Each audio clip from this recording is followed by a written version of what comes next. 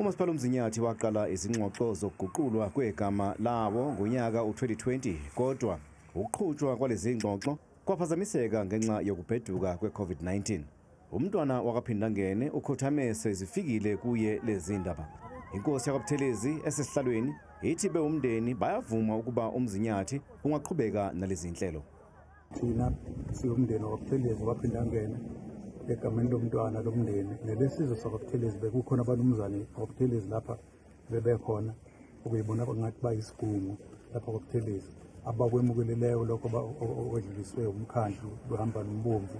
Sakuthokozela futhi siyakuthokozela kakhulu ngoba noma yiphi into enza ukuba umntwana aphile njalo empilweni zethu ngemisebenzi ayenza siyakuthokozela. Imeya yoMzinyathi ithi umntwana wakwaPhindangene kuningi akwenzele isizwe.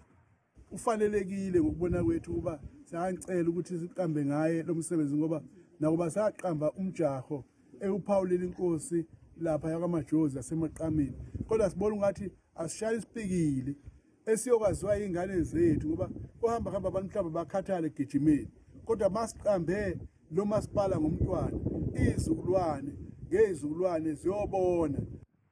uMzinyathi uphethe omasipala eNdumeni, iNquthu, uMsinga noMvoti.